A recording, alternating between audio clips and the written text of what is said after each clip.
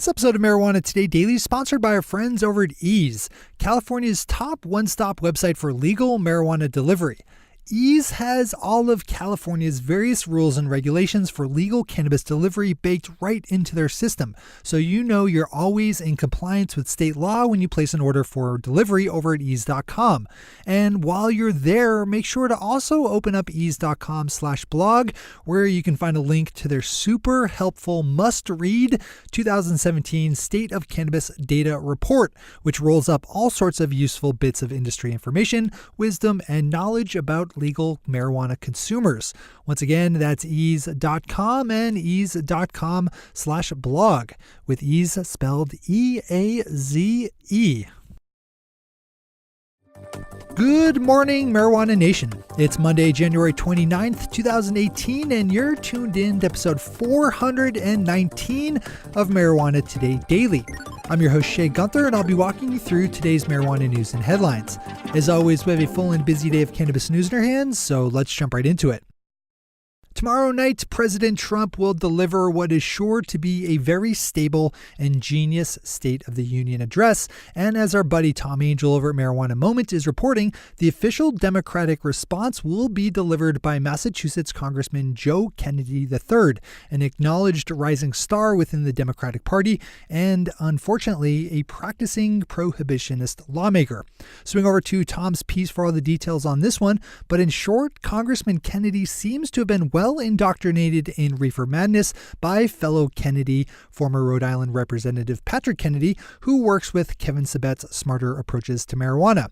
As always, we have all the news we cover linked to on our website at mjtodaydaily.com and on our Twitter account at mjtodaydaily. Bouncing up to Canada for our next two headlines, we have CBC News with a good piece taking a look at the valuation of publicly traded Canadian cannabis stocks and the investor exuberance that is driving them ever higher, well past numbers considered reasonable in other industries' stocks. This is one of the more complicated and fascinating sides of legal cannabis, and as with any time you're considering investing money, it's best to get all the relevant information you can. So I'd suggest opening up this one as well for the full dive in.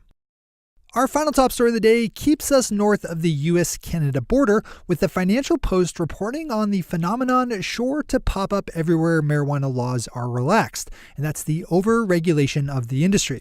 In this case, it's Blisco, a Vancouver-based medical marijuana company, which spent more than $100,000 Canadian on an old bank vault so as to comply with the cultivation rules set forth by Health Canada. Late last week, Health Canada eliminated that rule, leaving companies like Blisco with very expensive infrastructure investments they didn't really need to make. The second big part of the headline is the reasoning for the elimination of that rule, because Health Canada was unable, after more than 4 years and 1,000 inspections, to turn up any diversion from legal cultivators to the illicit market. Those are our top stories for today. It's time for Marijuana Today Daily Headlines Blitz. Before we blitz out on headlines, let's quickly thank our sponsor, Ease, California's top one-stop website for legal marijuana delivery. Ease has a very cool business model in that they don't actually sell cannabis themselves. Instead, Ease partners up with top dispensaries in their active areas so they can focus on building the best platform for ordering and delivery possible. And because they are very particular about who they work with in terms of those partner dispensaries, you know you'll always find quality product at great prices when you order through Ease. If you live in the Golden State, pop open ease.com to see if your local area allows for legal marijuana delivery. And if you're not in California, once again, you really need to check out their 2017 State of Cannabis Data Report, found over at ease.com/blog, with ease spelled E-A-Z-E. All right, time for the blitz. Tom Angel over Marijuana Moments picked up his second headline of the day with a story about our friend U.S. Attorney General Jeff Sessions and some pretty boneheaded comments he made recently, blaming an increase in drug abuse and overdose deaths on marijuana legalization. In comments that should surprise no one, Sessions said while addressing a DEA graduation ceremony on Friday, quote, "In recent years, there was an erosion of support for anti-drug law enforcement in Congress, in state legislatures, and even among some of the general public. One law enforcement professional told me that he felt disappointed that government officials didn't seem to understand the importance of his work. Resources were redirected. What has been the result? We saw drug purity and availability go up and drug prices go down. We saw addiction and death spread like never before." Unquote. Denver, Colorado-based dispensary chain Sweet Leaf will have to wait until March to present its case for licensing reinstatement to the City Department of Excise and Licenses after requesting more time to prepare its case. The dispensary chain's Denver stores were all shuttered last month after a number of arrests of its bud tenders were made for participating in the act of looping, in which customers re-enter the same dispensary time after time to make repeat purchases of the maximum allowed in one transaction. Marijuana Business Daily is also reporting that 2 more arrests of Sweet Leaf bud tenders have been made, bringing the total up to 15. One of the more common themes found when a state overhauls its marijuana laws in more progressive directions is some kind of disruption or delay to the supply chain that moves cannabis from cultivator to consumer.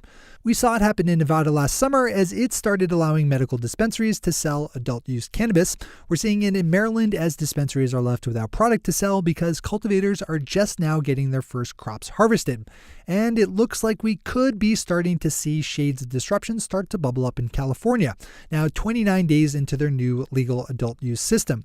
With as large a state as California is, any problems seen by the industry are magnified by the 29 million or so adults of age living within its borders. This is another good one to read in full.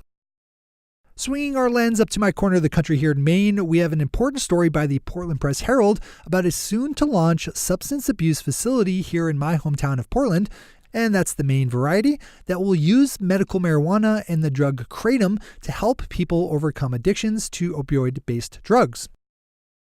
On Thursday, Mexico's Minister of Tourism floated the idea of legalizing marijuana in popular tourism spots within his country to help reduce the amount of drug-related violence. Tourism Secretary Enrique de la Madrid had to clarify later in the day that the idea was his own entirely and not part of any official government proposal.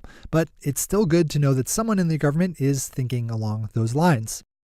As President Trump makes his State of the Union address tomorrow, Florida Congressional Representative Charlie Crist is making sure that there will be at least one registered medical marijuana patient in attendance. Representative Crist has invited to the State of the Union speech Florida medical marijuana patient Danny Hall, who lives with a birth defect that impacts her lower spine and who successfully transitioned from using narcotic painkillers to medical cannabis. And finally for today, the world of marijuana is sadly noting the passing of activist Dennis Peron, who died on Saturday in San Francisco at the age of 72.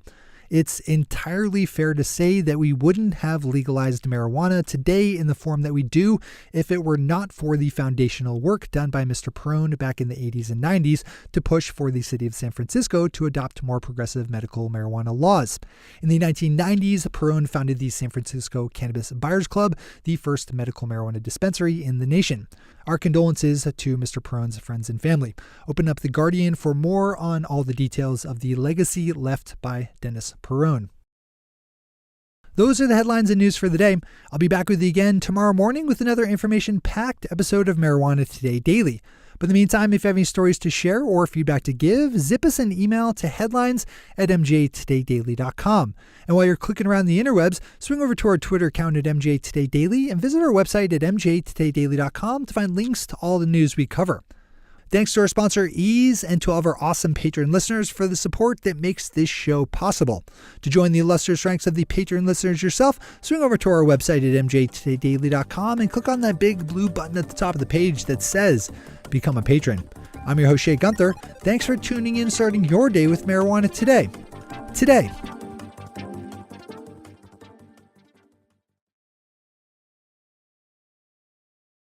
One take, Shay. One take.